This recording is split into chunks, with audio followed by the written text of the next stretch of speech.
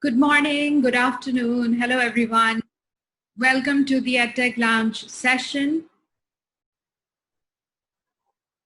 If this is the first time you're attending the EdTech Lounge session, so let me just tell you a little bit about the EdTech Lounge.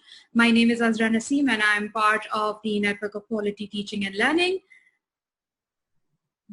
EdTech Lounge is a virtual space where faculty members from Khan University come and present their experiences of online teaching and learning or the use of technology in their face-to-face teaching and teaching programs. They share their experience for about 10 to 15 minutes, and after that we open up the session for question and answers from the participants. So it really is largely a very interactive forum. Our today's speaker is Dr. Asad Mian. Dr. Asad Mian is the Associate Professor, Director of Research and Chair, Department of Emergency Medicine at the Khan University, Pakistan. His grant-funded research pursuits in emergency medicines have led to several publications in peer-reviewed journals. Other than routine biomedical publications, he has written on a number of topics, including child health, education, contemporary culture, society, and humor for newspapers and blogs in the US and Pakistan. In addition to the Balungra series of bilingual Urdu-English books for children, he is the author of An Itinerant Observer, a book of short stories first published in the US, upgraded and reprinted in Pakistan by Book Group last month. A few years back, Asad spearheaded a novel initiative at Khan University called Critical, Creative, Innovative Thinking, known as CCIT, a forum that promotes creativity and innovation in biomedicine and healthcare locally and globally, as well as social innovation for resource-limited settings. Asad performs his work in collaboration with students, trainees, faculty, and anyone else interested. Through CCIT, there have been 7 Ignite sessions, 8 hackathons, and a few narrative medicine endeavors at AKU and beyond. The first ever health incubator at AKU, called the Innovation and Incubation Space, also known as I2F, was one of the more recent additions to CCIT's entrepreneurial and innovative portfolio. Today, Dr. Asad Mian will share experiences of innovation and creativity in online learning during COVID-19. So, over to Dr. Asad Mian. And thank you, Azra. Thank you, Abir, for having me on EdTech Lounge. I recently found out about EdTech Lounge. I think since the past few weeks that these talks have been ongoing, and I found them really intriguing and interesting, very meaningful as well. So when I was asked to speak at this particular forum, I was quite excited. When Azra reached out to me, and along with the excitement, there was a bit of stress built up then, because I'm like, okay, I've got to work for this. But then I thought to myself that I don't want to really put together a PowerPoint presentation around this. So the disclaimer before I really get into my story is that I don't consider myself to be an educationist, nor am I an educator. And although Azra and EdTech Lounge folks in the introductory email that had been sent out had mentioned that I'm a good teacher, I don't consider myself to be a teacher per se. So having said that and the disclaimer, some people need to mute their mics, please. Thank you. So I wanted to keep this a very engaged kind of dialogue, and then if people have questions, and the questions don't have to be relevant to what I'm talking about, please go ahead and ask, and I'll try to answer them to the best of my abilities. Okay, so what's my story? My story is really, think about it. It starts off with a group of crazy people that we consider to be innovators, perhaps, and the crazy people. I wear multiple hats. I can't really be in lockdown all the time. I've got to get to the hospital and do my clinical work. That aside, I am working very closely with a group of these other crazy people, people from CCIT, Team CCIT, and with the lockdown and so on and so forth. They're like, okay, we've got to do something. Got to do something. What do we do? Physical face-to-face interactions are not happening anymore, so you've got to go virtual. And because we were already having those meetings that were pretty virtual, we like, okay, what if we come up, okay, no surprise, no brainer, but here's a group of people who have not really looked at education or education techniques from a very systematic manner in the past.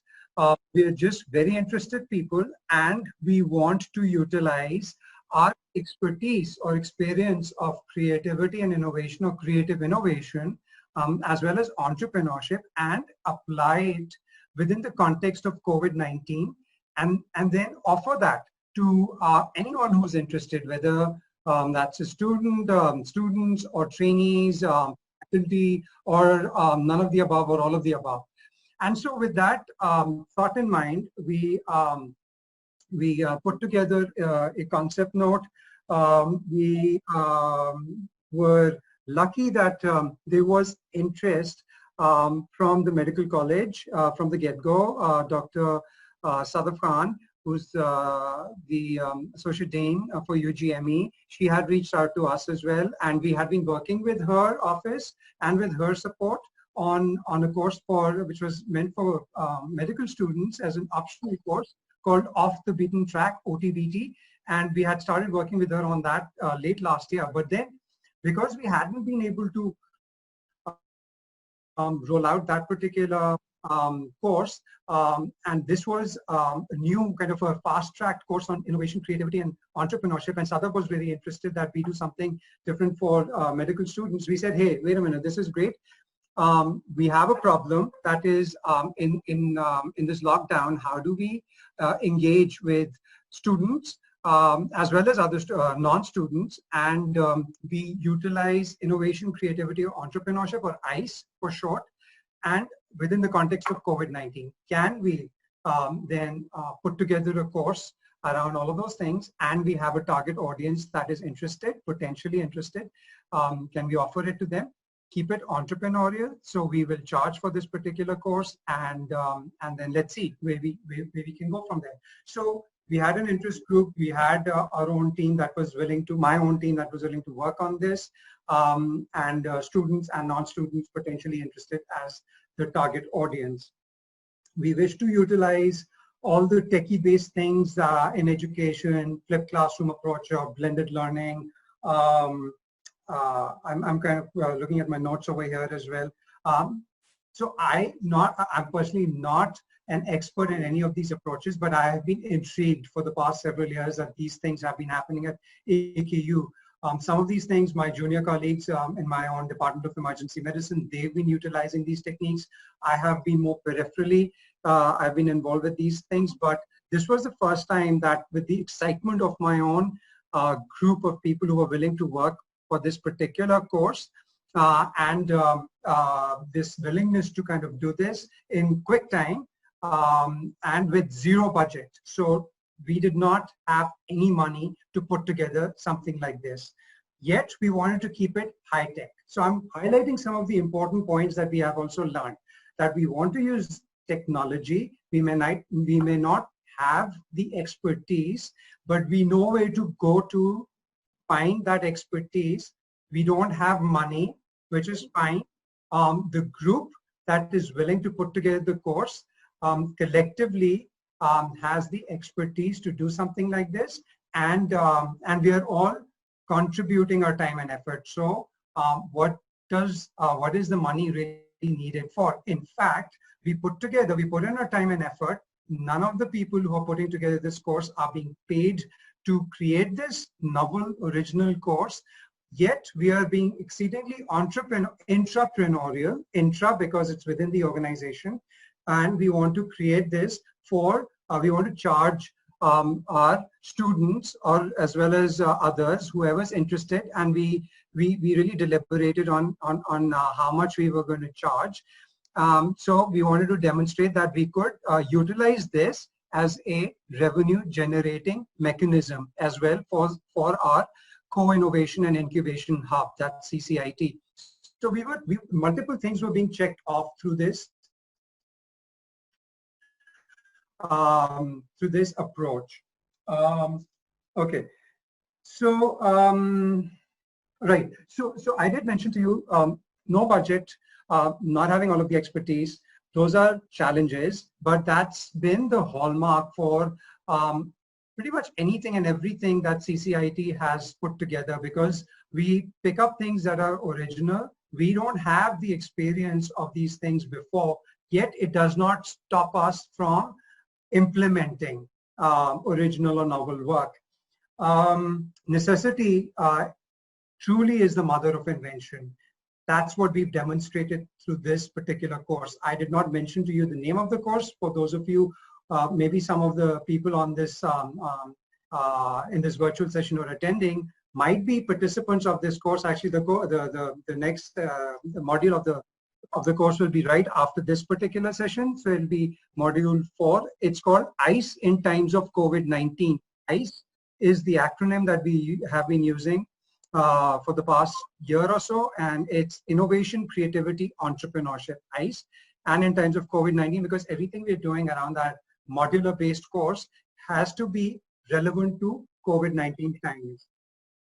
So one of the main people within my core team that was instrumental in helping us think through from the techie or the technology aspect was and is Taha Anwar. He's from IT, from academic IT, and among several other things that Taha is doing, he helped us kind of consider what would be the, what are the good things, what are the pros and cons of putting together something like this when the team, when this core team does not have the expertise of having done a systematic course in the past, or having delivered a course of such a nature in the past.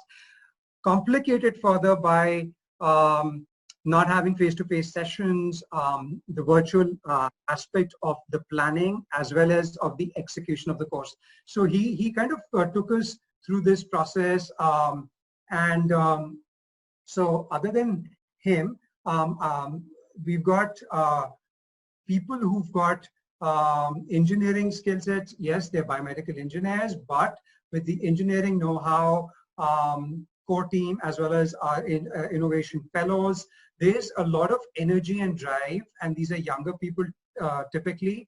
So professionals who are actually pivoting into the innovation space with Team CCIT. So with people who have different kinds of expertise, whether it's in engineering, in IT, or in business, and we also have the business folks in my team.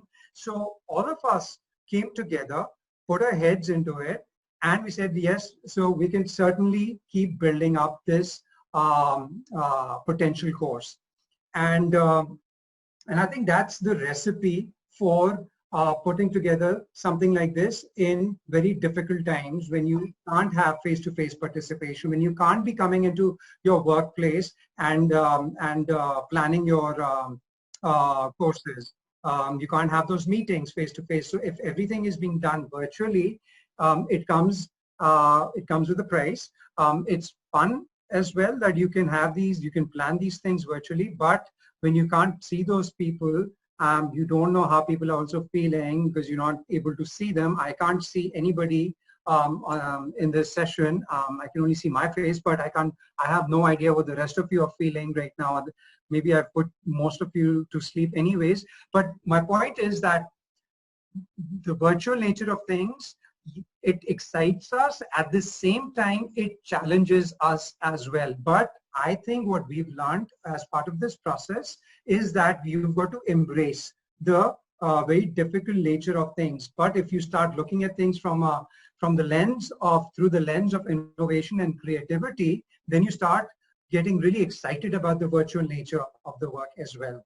So I'm not going to like belabor the point, but you know, the energy of the virtual aspect of this is also quite interesting. One more important point I wanted to make about the planning of something like this: merging passion with purpose, or having both passion and purpose. So the team, my team, CCIT, we're very passionate individuals. We are very purpose or mission driven. Why do we want to do this kind of a course? Well, because we are innovators, we are crazy, wild people with wild ideas. Maybe we're not that wild, but we do certainly have wild ideas. And we want to really work on things that that really speak to or connect with the passion that we feel about the times that we're living through.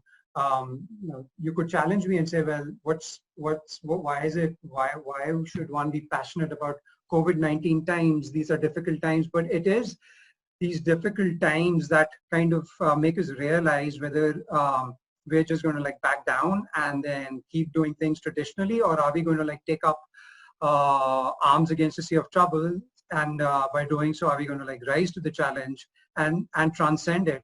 So I think that kind of passion and purpose, having that and connecting with it and feeding it further, that becomes really, really important, because if you want to see this whole process through, then you've got to be purpose driven. All right, so I've mentioned several things now. Let me talk about the course itself. So we put together this 8-week course.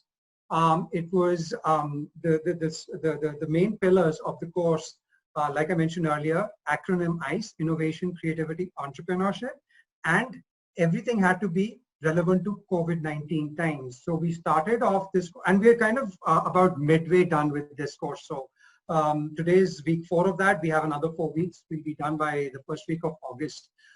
So far we've completed the design thinking, human-centered design thinking part of the course, and we've delved into or segued into now entrepreneurship, and that will start today. And there are 2 sessions on entrepreneurship. I keep repeating, everything has to be made relevant to COVID-19 times. So the importance of human-centered design thinking in times of COVID, the importance of entrepreneurship, startups in times of COVID-19. Then we'll delve into the usage of technology, engineering tools, digital tools, and so on in times of COVID-19. That will be the module following our entrepreneurship bit, and then we'll then move into narrative medicine. And I'm not going to like, this talk is going to is not relevant to narrative medicine, but it's a very interesting genre.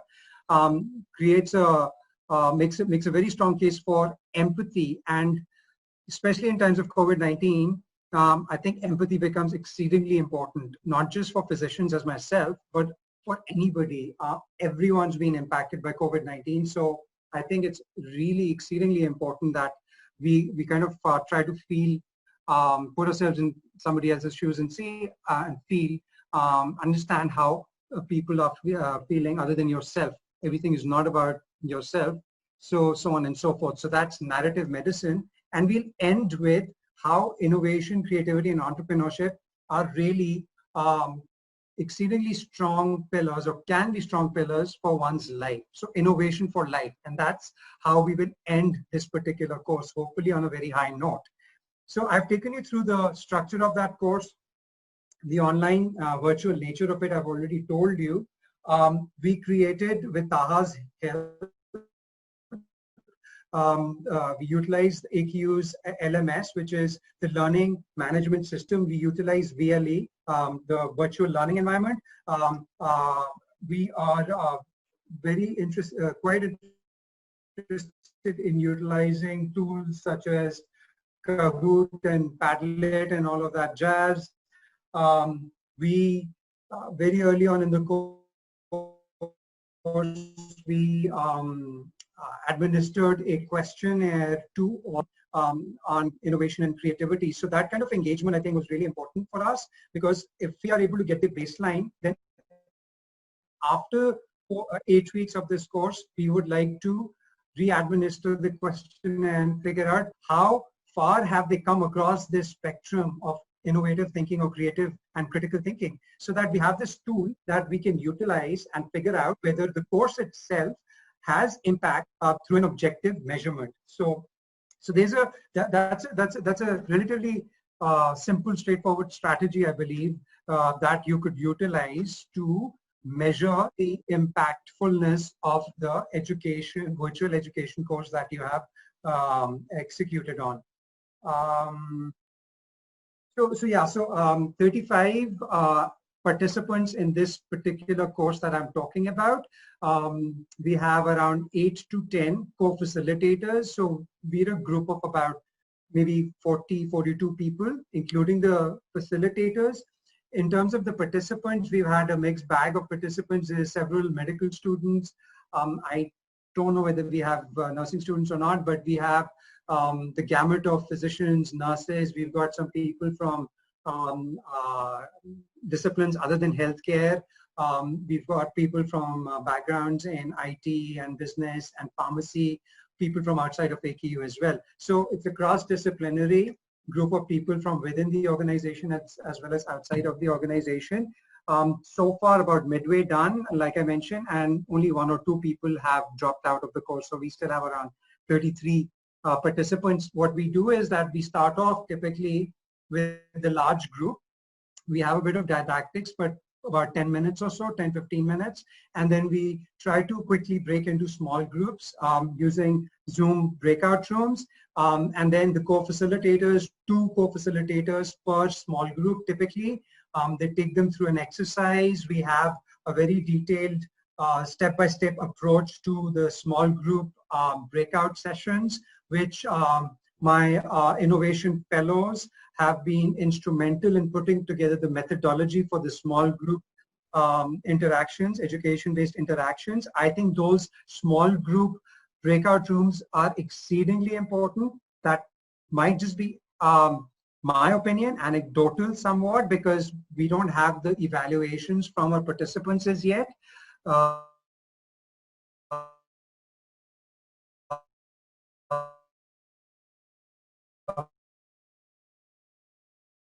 We haven't completed the courses yet, but I think perhaps facilitators. So one of you is tracking time. How are you proceeding with what your deliverables are for the small group format, so on and so forth. So it really depends on what your learning outcomes or your teaching objectives are for that small group format.